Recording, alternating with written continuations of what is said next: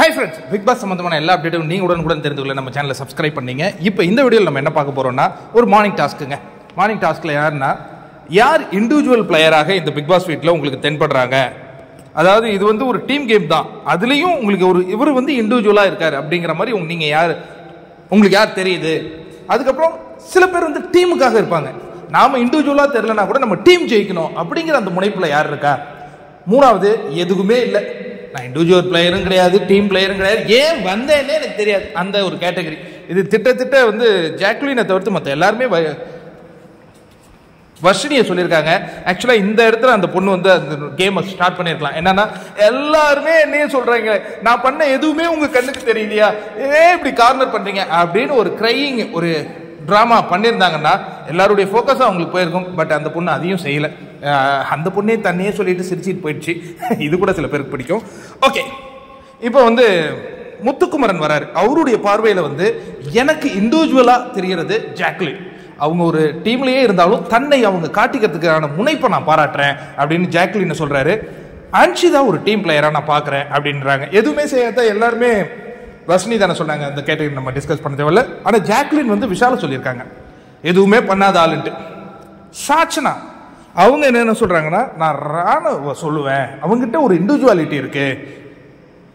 Rayon வந்து ஒரு team பிளேயரா நான் பாக்குறேங்கிறாங்க. பவித்ரா வராங்க, நான் சௌந்தர்யாவை சொல்லுவாங்க, அவங்க கிட்ட ஒரு இண்டிவிஜுவாலிட்டி, அதாவது எந்த ஒரு நிகழ்வுலையும் தன்னை ஒரு வெளிக்காட்டுறதுக்காக அவங்க ஒரு முயற்சி எடுக்கிறாங்க. அந்த எஃபெக்ட் எனக்கு பிடிச்சிருக்கு. டீம் பிளேயரா நான் வந்து ஜெஃப்ரியை பாக்குறேன் அப்படின்ட்டு போறாங்க. விஷால் வராரு, இண்டிவிஜுவாலிட்டி, இந்த ஒரு டீம் பிளேயரா இருக்கும்போது கூட ஒரு இண்டிவிஜுவாலிட்டி. இப்போ எக்ஸாம்பிள் நீங்க வந்து ஃபுட்பால்லாம் ஒரு அற்புதமான ஒரு டீம் பிளேயர், ஆனால் மெஸ்ஸி ரொனால்டோ அப்படிங்கிறாங்களே, அப்போ அந்த டீம் பிளேயிலே ஒரு இண்டிவிஜுவாலிட்டியை காட்டினா உலகமே உங்களை வந்து செலிப்ரேட் பண்ணும். அதுக்கு நான் முத்துவையே நான் ஒரு காரணமாக சொல்லுவேன். அவர் விஷால் இந்த காரணத்தெல்லாம் சொல்லுறேன், இது என்னுடைய வர்ணனையில் நான் அந்த காரணத்தை உங்ககிட்ட சேர்த்துக்கிட்டேன். ஒரு டீம் பிளேயராக நான் வந்து சிவகுமார் அண்ணனை பார்க்குறேன்.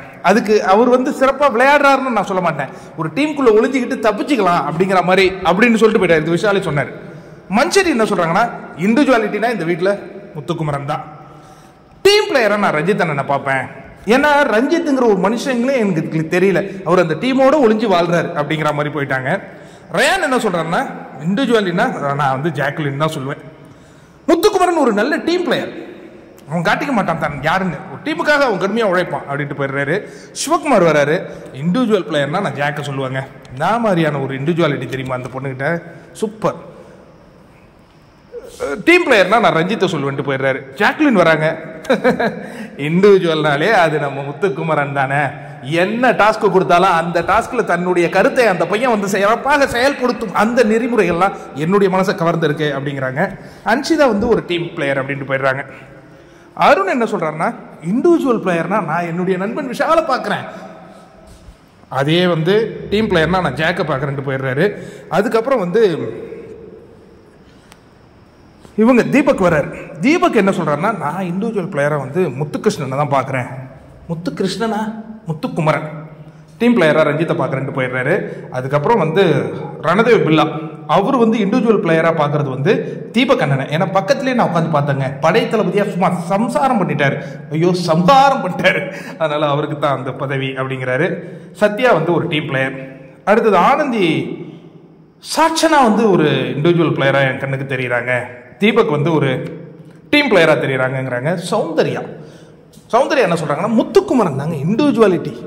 அதாவது முத்துக்குமரனை பத்தி சொல்லணும்னா மற்றவங்க கேமையும் இவனே விளையாடுறாங்க, அதனால இவன் தாங்க ஒரு இண்டிவிஜுவல் பிளேயர். டீம் பிளேயர்னா நான் தீபக் அண்ணன் சொல்லுவேன் அப்படிங்கிற மாதிரி சொல்லிட்டு போறாங்க. இந்த நிகழ்வுல நீங்க பாத்தீங்கன்னா பெருவாரியான மக்கள் யாரை சொல்லியிருக்காங்கன்னா, முத்துக்குமரனை சொல்லியிருக்காங்க. அதற்கு அடுத்ததாக ஜாக்குலினை சொல்லியிருக்காங்க. அப்பவே உங்களுக்கு தெரிஞ்சிருக்கும் இந்த காம்படிஷன்ல, ஏன்னா இது வந்து ஒரு டீம் கேம் தான், டீம் கேமிலையும் ஒரு இண்டிவிஜுவாலிட்டி தெரிகிறதுங்கிறது சாதாரண விஷயமே கிடையாது. ஏன்னா இதுக்கு முன்னாடி பார்த்த சீசனை விட அதெல்லாம் வந்து டீம் கேம் கிடையாது, அதுல இண்டிவிஜுவாலிட்டியா தெரிகிறத விட டீம் கேம்ல இண்டிவிஜுவாலிட்டியா தெரிகிறது எவ்வளவு பெரிய விஷயம் தெரியுமா.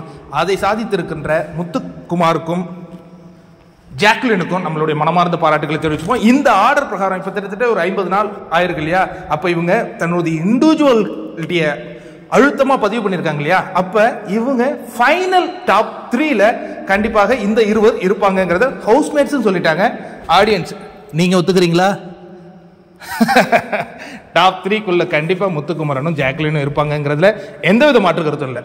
அது என்ன டாப் 3? அப்ப அந்த 2 யாரு?